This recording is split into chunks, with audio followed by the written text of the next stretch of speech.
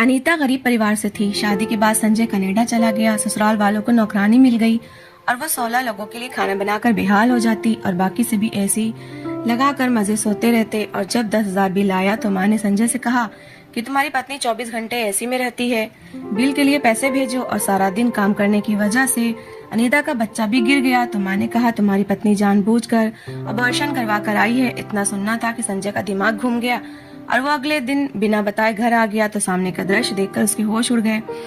कमरे में लाल जोड़ा पहने वो आसमान से उतरी हुई कोई अप्सरा लग रही थी। घूंघट अपने चेहरे पर गिराए शर्माई सी वो बैठी संजय का इंतजार कर रही थी। रात के 2 बज चुके थे और थकन से उसका बुरा हाल था। कमर जैसे अकड़कर सख्त हो रही थी। तभी हल्की सी आवाज के साथ कमरे का दरवाजा खुला और संजय अंदर आया। नई नवेली दुल्हन ब्याह कर लाने की खुशी संजय के अंदाज से झलक रही थी। वो उसके पास आकर बैठा और नमस्ते किया। अनीता ने धीमे से उसके नमस्ते का जवाब दिया। हजारों अंदेशे उसके दिल में आ रहे थे और वो बहुत गरीब परिवार की लड़की थी, मगर संजय एक अमीर परिवार से संबंध रखता था। न जाने कैसे संजय की माँ को अनीता भाग गई। शायद इसकी वजह अनीता की सुंदरता और उसका सलीका था कि संजय की माँ ने पहली नजर में अनीता को अपने बेटे के लिए पसंद कर लिया। चट मंगनी पट ब्याह वाला काम हुआ और आज अनीता संजय की दुल्हन बनी उसके सामने बैठी थी। संजय मुस्कुराते हुए उसके हाथ में मुंह दिखाई की अंगूठी पहना रहा था। अनीता को यकीन नहीं आ रहा था कि किस्मत ऐसे भी पलट सकती है और वो जो कभी आर्टिफिशियल ज्वेलरी भी खरीदने की हैसियत न रखती थी, आज उसके हाथों में हीरे की कीमती अंगूठी पहनाई जा रही थी। वो बस संजय को देख कर रह गई। तभी वो एकदम चौंक गई। संजय कह रहा था, देखो अनीता, तुम मेरी माँ की पसंद हो, मगर मैं जानता हूँ कि जल्द ही तुम अपने अच्छे व्यवहार से मेरे दिल में भी जगह बना लोगी।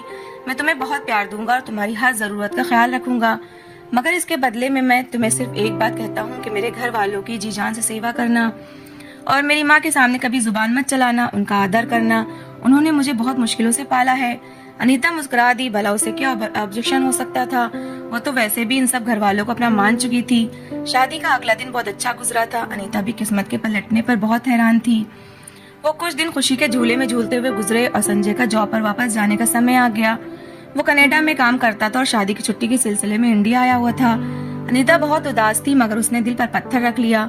उसने सोचा संजय चला जाएगा तो क्या हुआ, आखिर ये सब तो मेरे अपने हैं। संजय की माँ का व्यवहार अनीता के साथ बहुत अच्छा था। वो बहुत प्यार से उससे बात करती थी, मगर अनीता को एक चीज समझ न आती थी कि जब भी संजय कभी आसपास ना होता तो उसकी सास उसे चुभती हुई नजरों से घूरती रहती। अनीता को लगा कि ये उसका वहम है। संजय अनीता से बहुत सारे वादे करके चला गया और वो अपने उदास दिल के साथ अकेली रह गई, मगर वो नहीं जानती थी कि उसकी जिंदगी में कैसी मुसीबत आने वाली है। संजय की बड़ी बहन संध्या का रिश्ता तय हो रहा था। आए दिन उसके ससुराल वाले आए हुए होते। आज संजय के जाने के बाद वो पहली बार आ रहे थे। सुबह अनीता भी अपने कमरे में सो रही थी जब अचानक जोरदार आवाज के साथ दरवाजा खुला। उठ जाओ मैडम, कब तक नींद पूरी करनी है? सारा दिन बिस्तर तोड़ते हुए गुजारोगी क्या? संध्या के ससुराल वाले आ रहे हैं, उठकर उनके लिए कुछ खाने पीने का इंतजाम करो। मेरे बेटे को तो भगा दिया है, अब हम बेचारों को तो किसी तरह रहना है ना। जल्दी से किचन में आओ। अनीता ने हैरानी से उठकर देखा, ये उसकी सास थी। उसे उनके व्यवहार पर बहुत हैरत हुई, मगर उसने कुछ न कहा। खामोशी से हाथ मुंह धोकर किचन में आ गई। अभी सुबह के 8 बजे थे। सास ने उसे सारे घर वालों के लिए नाश्ता बनाने का आदेश दे दिया। वो खामोशी से नाश्ता बनाने लगी। सब घर वाले तो अभी मजे से सो रहे थे। उसने सबके लिए पराठे बनाए, आलू की सब्जी और चाय बनाई और फिर जाकर देखा तो अभी तक सबके सब सो रहे थे। उसने आगे बढ़कर अपनी नंद को हिलाया, उठो संध्या, उठकर नाश्ता कर लो, मैंने बना दिया है। संध्या जो गहरी नींद में थी, उसका हाथ एकदम झटक कर बोली, बना दिया है तो कोई एहसान नहीं किया, उठकर कर लेंगे नाश्ता, अब सर मत खाओ और सोने दो। अनीता शर्मिंदा सी होकर रह गई और खामोशी से उनके कमरे से बाहर निकल गई। उसने अपनी सास को ढूंढना चाहा और यह देखकर हैरान रह गई कि सास भी ऐसी वाले कमरे में सुकून से सो रही थी। वो खामोशी से ड्राइंग रूम में आकर बैठ गई। घर के सारे लोग 11:30 बजे जागे। अनीता ने खामोशी से सबको नाश्ता सर्व किया। उसकी नंद ने हॉटपॉट से पराठे निकालकर खाना शुरू किया तो मुंह बनाने लगी, मम्मी ये क्या है, ठंडे हो रहे हैं पराठे, दांतों से चबाए भी नहीं जा रहे। संध्या दूसरा पराठा खाते हुए बोली। तभी अनीता के ससुर बोले, मुझे तो ताज़ा रोटी बना कर दो, मुझसे तो ये ठंडे पराठे नहीं खाए जाते और ना ही मैंने कभी खाए हैं। एक एक करके सारे लोग शुरू हो गए। अनीता खामोशी से उठी और सबके लिए दोबारा नाश्ता बनाने लगी। सब डाइनिंग टेबल के आसपास बैठे लगातार चीखो पुकार करते रहे, मगर कोई उठकर उसकी मदद के लिए नहीं आया। घर में अनीता को मिलाकर कुल 16 लोग थे।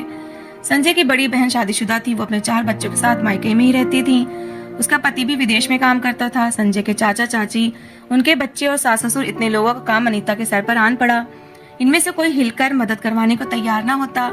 अनीता को हैरत होती थी कि उसके आने से पहले आखिर घर का काम कौन करता था। सफाई सुथराई के लिए काम वाली आया करती थी, मगर जैसे ही अनीता ने घर के कामों को अपने हाथ में लिया, सास ने काम वाली की छुट्टी कर दी और वो काम भी अनीता से करवाने लगी। अनीता सुबह सुबह उठती, सफाई करती, नाश्ता बनाती, दोपहर का खाना बनाती, कपड़े धोती, यहाँ तक कि उसका पूरा दिन ही घर के कामकाज में गुजर जाता। गर्मियों के दिन थे, गैस के आगे खड़े होकर वो सबकी पसंद के खाने बनाती। सब एसी वाले कमरे में लेटे बस फरमाइशी करते रहते। वो पका पका कर बेहाल हो जाती तो सबको जाकर बता देती।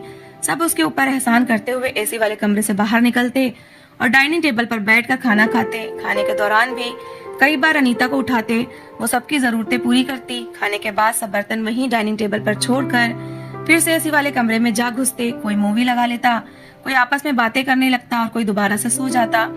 अनीता बेचारी फिर से गंदे बर्तन धोने में लग जाती। इन्हीं दिनों अनीता की तबीयत बहुत खराब रहने लगी। सुबह उठती तो उल्टी से उसका बुरा हाल होता। किचन में काम करने के दौरान कई बार वो उल्टियां करती। सास की नजरों ने भाप लिया कि कुछ और मामला है, मगर उन्होंने अनीता के सामने नाम तक न लिया। एक दिन अनीता की माँ इत्तेफाक से उससे मिलने आई तो अनीता ने उनसे अपनी खराब तबीयत का बताया। वो चौंक गई और उसे लेकर करीबी लेडी डॉक्टर के पास चली गई। लेडी डॉक्टर ने चेकअप किया तो खुशखबरी सुनाई कि अनीता प्रेग्नेंट है। अनीता तो हैरान ही रह गई कि इतनी बड़ी खुशी उसकी जिंदगी में आ गई और उसे पता ही न चला। वो घर वापस आई। डॉक्टर ने आराम करने और खाने पीने की सलाह दी। डॉक्टर का कहना था कि अनीता को खून की बहुत कमी है। अनीता की माँ ने घर आकर अनीता की सास को बताया कि अनीता प्रेग्नेंट है और डॉक्टर ने इसे आराम करने को कहा है। बेहतर यही है कि आप कोई काम वाली रख लें। अनीता की सास ने बहुत खुशी का दिखावा किया और कहने लगी, हाँ हाँ बहन, ये तो मेरी बेटियों जैसी है, भला मैं इसे इस हालत में काम क्यों करवाऊंगी, मैं आज ही किसी काम वाली का इंतजाम करती हूँ। अनीता की माँ संतुष्ट होकर चली गई। अनीता जैसे ही कमर सीधी करने के लिए बेड पर लेटी तो उसकी सास आ पहुंची। अनीता, कुछ मेहमान आए हैं, उठकर उनके लिए चाय का इंतजाम करो और ज्यादा लेटने की जरूरत नहीं है। इस हालत में कामकाज करना वैसे भी सेहत के लिए अच्छा होता है। मैंने भी भरे पूरे ससुराल में रहते हुए बच्चे पैदा किए हैं। तुम कोई अनोखा बच्चा नहीं पैदा कर रही कि बिस्तर से लगकर लेट जाओ। अनीता हैरत से उनकी तरफ देखती रही मगर कुछ न बोली और खामोशी से उठकर मेहमानों के लिए चाय का इंतजाम करने लगी। उसके प्रेग्नेंट होने की खबर से घर वालों को कोई फर्क न पड़ा। उन्हें तो कामकाज के लिए नौकरानी चाहिए थी, इसलिए वो गरीब परिवार की लड़की ब्याह कर लाए थे। अनीता खराब तबीयत के बाद भी सारा दिन काम करती रहती। आखिरकार उसकी हिम्मत जवाब देने लगी। उस रात जब संजय का फोन आया तो उसने कोशिश की कि वो उसे बता दे कि घर में ज्यादा कामकाज की वजह से वो परेशान हो रही है। लेकिन जैसे ही उसने संजय से ये कहा कि उसकी बहनें किचन में उसकी मदद नहीं करवाती तो संजय अचानक गुस्से में आ गया और कहने लगा, मैं इतनी दूर बैठा तुम सबके लिए दिन रात काम कर रहा हूँ और तुम लोगों की छोटी छोटी घरेलू बातें हर समय मुझे बता कर परेशान करती हो। मेरी बहनें आज हैं, कल वो शादी होकर अपने घर चली जाएंगी। तुम अगर थोड़ा सा काम कर ही लेती हो तो इसमें बुरा ही क्या है। संजय की बात पर अनीता हक्का बक्का रह गई। जिसे वो थोड़ा सा काम कह रहा था, इन कामों में वो सुबह 6 बजे से लेकर रात 12 बजे तक बिजी रहती थी। उसने जान लिया कि संजय से शिकायत करने का कोई फायदा नहीं। सास और नंदों का व्यवहार बुरा से बुरा होता जा रहा था। वो तो बिल्कुल किसी नौकरानी की तरह उसे व्यवहार करते। अनीता को अब समझ आ रहा था कि वह गरीब परिवार से लड़की को क्यों ब्याह कर लाए हैं। इन्हें सिर्फ घर के कामकाज के लिए एक नौकरानी चाहिए थी।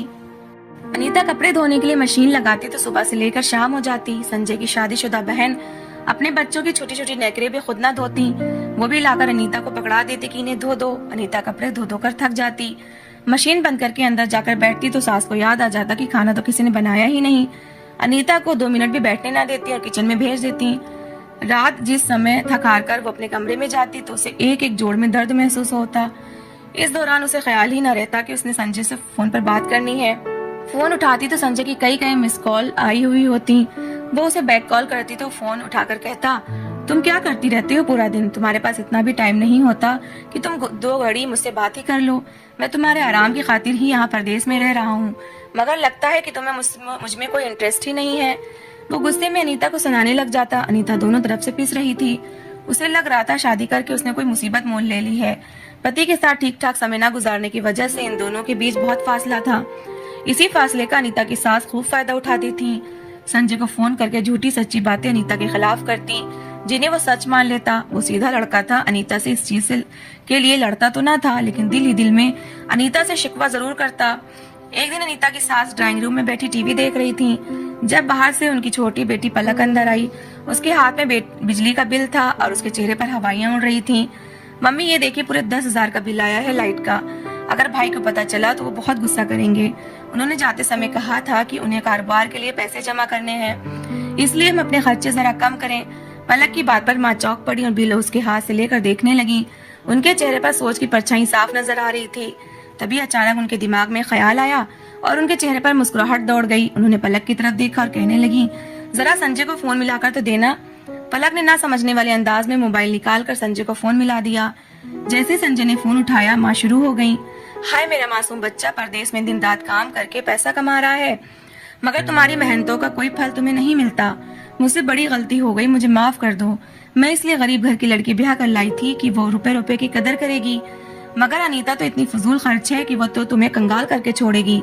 संजय को कुछ समझ न आ रहा था कि माँ क्या कह रही हैं। तभी उसने कहा, मम्मी हुआ क्या है, बता तो सही, क्या कर दिया अनीता ने। माँ ने मुस्कुराकर पलक को देखकर कहने लगी, करना क्या है बेटा, सारा दिन एसी चलाकर कमरे में पड़ी रहती है। अगर मैं कुछ कहती हूँ तो रोने लग जाती है कि मैं प्रेग्नेंट हूँ, मुझसे कोई काम नहीं होता और गर्मी ज्यादा लगती है। उसकी हालत की वजह से मैं भी ज्यादा सख्ती नहीं करती, मगर सच तो ये है कि दिन रात एसी चलाने की वजह से लाइट का बिल 10,000 आ गया है। तुम्हारे पापा के पास तो पैसे है नहीं, तुम्ही को पैसे भेजने पड़ेंगे। बिल के पैसे सुनते ही संजय के होश उड़कर रह गए, लेकिन वो अब क्या कर सकता था। उसने माँ को तसल्ली दी कि वो पैसे भेज देगा, मगर उसके दिल में अनीता के खिलाफ एक गांठ सी लग गई। अगले दिन जब सुबह सुबह घर में अनीता के सिवा सारे लोग सो रहे थे तो बड़ी नैन के ससुराल वाले आ गए। अनीता ने जाकर सबको उठाया तो सूजी हुई आंखों के साथ सब उठ गए, लेकिन सबके ही मूड खराब थे। संध्या के ससुराल वाले चाहते थे कि उन्हें हलवा पूड़ी का नाश्ता करवाया जाए। बेचारी अनीता की शामत आई जब सास ने उसे हुक्म दिया कि सारे काम छोड़ो, पहले संध्या के ससुराल वालों के लिए अच्छा सा हलवा पूड़ी बनाओ। उस दिन अनीता को सुबह से ही चक्कर आ रहे थे, मगर वो चुपचाप से किचन में जाकर खड़ी हो गई और पूड़ियां बनाने लगी। तेज गर्मी थी और पसीना टपक रहा था। तभी ना जाने उसे क्या हुआ, अचानक उसे जोर का चक्कर आया और वो बेहोश होकर जमीन पर जा गिरी। धड़ाम की आवाज सुनकर ड्राइंग रूम में बैठे हुए सब लोग किचन की तरफ दौड़े। वहां अनीता जमीन पर बेसुध पड़ी थी, उसके आसपास खून का एक तालाब सा बना हुआ था। अनीता की सास के होश उड़ गए। उन्हें यकीन हो गया कि जब संजय को पता चलेगा कि अनीता का बच्चा गिर गया है तो संजय बहुत गुस्सा करेगा। उन्हें अनीता को अस्पताल ले जाने से ज्यादा अपने झूठ के पकड़े जाने की चिंता थी। संध्या की होने वाली सास ने शोर मचाकर अनीता को अस्पताल पहुंचा दिया। जब उसकी आंख खुली और उसे पता चला कि उसका बच्चा दुनिया में आने से पहले ही जा चुका है तो उस पर दुख का पहाड़ टूट पड़ा, मगर वो नहीं जानती थी कि उसके खिलाफ एक और साजिश तैयार है। उसी शाम सास ने उसकी अस्पताल से छुट्टी करवा ली और उसे घर ले आई। अनीता के घर वाले आए तो अनीता ने उन्हें कोई बात न बताई, बल्कि उन्हें टाल दिया कि मैं सीढ़ियों से गिर गई थी इसलिए बच्चा गिर गया। उसकी आंखें बार बार आंसुओं से भर जाती थीं। घर वाले जा चुके थे। अनीता की सास ने एक बार फिर उसे चाय बनाने की फरमाइश कर दी, बगैर इस बात का एहसास किए कि अभी अभी वो अस्पताल से घर आई है। अनीता को बहुत दर्द था, मगर इसके बाद भी वो हिम्मत करके उठी और किचन में जा खड़ी हुई। वो जानती थी कि इस घर में उसकी कोई हैसियत नहीं, उसका पति इसकी बात पर विश्वास नहीं करता और यहाँ जो लोग थे उन्हें बहू नहीं नौकरानी चाहिए थी। अनीता की सास ने संजय को फोन करके बता दिया था कि अनीता अभी बच्चा पैदा करना नहीं चाहती, इसलिए जाकर अबॉर्शन करवा आई है। संजय का खून खौल उठा। उसका दिल चाहा अभी और इसी समय जाकर अनीता का गला घोट दे। उसने बगैर कुछ कहे फोन रख दिया। अनीता के साथ सास संतुष्ट हो गई कि संजय को सच्चाई पता नहीं चली, मगर दूसरी तरफ संजय ने अपना उसी दिन का टिकट करवा लिया। सारे काम छोड़कर वो अगले दिन इंडिया पहुंचा। उसका इरादा था कि जाते ही अनीता को तलाक देकर अपनी जिंदगी से निकाल देगा, बगैर किसी को बताए। कड़कती हुई दोपहर के समय वो घर का दरवाजा खोलकर अंदर आया। खाना पकने की खुशबू उसकी नाक से टकराई कि इतनी तेज गर्मी में मेरी माँ बेचारी किचन में काम कर रही है और अनीता अंदर एसी वाले कमरे में आराम कर रही होगी। ये इस लायक ही नहीं है कि इसे अपनी जिंदगी में रखूं। आज इसे तलाक देकर घर से बाहर कर दूंगा। जिस औरत को मेरे घर वालों की इज्जत नहीं करनी, उसे मेरी जिंदगी में रहने का कोई अधिकार नहीं। तेज गुस्से में ये सोचता हुआ संजय जिस समय किचन में दाखिल हुआ तो उसके पैरों के नीचे से जमीन निकल गई। सामने ही अनीता खड़ी खाना पका रही थी, जिसने दोनों चूल्हे पर एक एक हांडी चढ़ा रखी थी। उसके कपड़े पसीने में भीगे हुए थे। उसे याद आया कि मम्मी ने उसे बताया था कि कल ही अनीता ने अपना अबॉर्शन करवाया है। अपनी मर्जी से ऑपरेशन के अगले दिन ही वो किचन में खड़ी होकर काम किस तरह कर रही थी। वो बार बार अपनी कमर पर हाथ रखती जैसे उसे बहुत दर्द था, कभी माथे से पसीना साफ करती। उसने एक तसले में बहुत सा आटा निकाल कर रखा हुआ था, शायद अभी उसे आटा गूंदना था, जरूर भी रोटी भी बनानी होगी। संजय को किसी गड़बड़ का एहसास हुआ। वो अक्लमंद लड़का था, बगैर कोई आहट किए वो अंदर चला गया। अंदर पूरे घर में खामोशी थी। इधर उधर नजरें दौड़ाता हुआ आगे बढ़ा। घर के बड़े कमरे में 2 टन का एसी लगा हुआ था। संजय ने धीरे से कमरे का दरवाजा खोला। अंदर हल्का अंधेरा था। घर के सारे लोग इस बड़े कमरे में सो रहे थे। तभी अनीता की सास को लगा कि अनीता दरवाजा खोलकर अंदर आई है। उन्होंने पलटे बगैर ही जोर से आवाज लगाई कि आ गई मैडम साहिबा खाना पकाकर। कितनी बार कहा है कि जब खाना तैयार हो जाया करे तब आवाज लगाया करो। मेरी बेटियों की नींद खराब होती है, लेकिन तुमों की सुनती ही नहीं। अगर मैं कुछ कहूंगी तो तुम शोर मचा दोगे कि कल ही मेरा बच्चा गिर गया है और आज सास ने काम पर लगा दिया। तो मैडम सुन लो कि तुम्हें ब्याह कर ही मैं इसलिए लाई हूँ कि तुमसे घर के काम काज करवाऊं, वरना मुझे तुम जैसी गरीब लड़की कोई जरूरत नहीं थी। मेरे बेटे के लिए एक से बढ़कर एक ऊंचे परिवार के रिश्ते मौजूद थे। अब जाओ और जाकर खाना पकाओ और इसके बाद घर की सफाई भी कर लेना। रात को संध्या के ससुराल वालों को आना है, उनके लिए कम से कम 4-5 डिशेस बना लेना। पिछली बार की तरह 2 तरह के खाने बनाकर सामने मत रख देना। अनीता की सास अपने ही ख्याल में बोलती चली गई, ये जाने बगैर कि दरवाजे पर संजय खड़ा है। संजय के ऊपर तो जैसे पहाड़ ही टूट पड़े थे।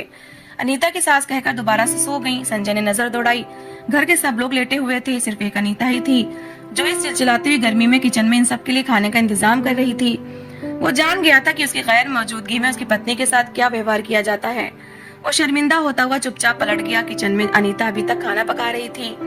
संजय ने उसके पास जाकर देखा तो वो पसीने से भीगी हुई थी और धीरे धीरे कांप रही थी। कल ही उसका बच्चा गिरा था और आज वो 16 लोगों के लिए खाना बना रही थी। संजय का दिल इस अत्याचार पर दुखी होकर रह गया। उसने अनीता को पुकारा, उसकी आंखें आंसुओं से भीगी हुई थी।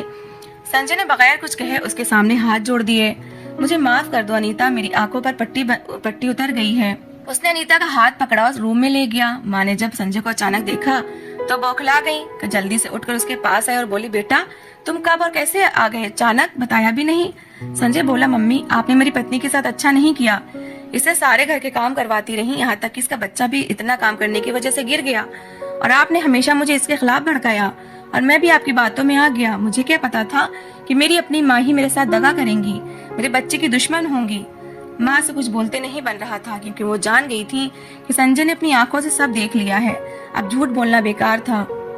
संजय अनीता से बोला, अपनी तैयारी कर लो, अब तुम यहाँ नहीं रहोगी बल्कि मेरे साथ चलोगी। अनीता रो रही थी, उसके आंसू साफ करता हुआ संजय कह रहा था और अनीता को यकीन नहीं आ रहा था कि किस्मत इस तरह भी मेहरबान हो सकती है। संजय उसी शाम अनीता को लेकर किराए के घर में आ गया और सास और बाकी घर वाले अपना सा मुंह लेकर रह गए। तो दोस्तों, इस कहानी को लेकर आपकी क्या राय है कमेंट बॉक्स में जरूर बताएं और अगर कहानी अच्छी लगी हो तो प्लीज इसे लाइक करें। अगर आपने अभी तक हमारे चैनल को सब्सक्राइब नहीं किया तो जरूर कर लीजिए। तो मिलते हैं ऐसी ही एक मोटिवेशनल कहानी के साथ। Thanks for watching.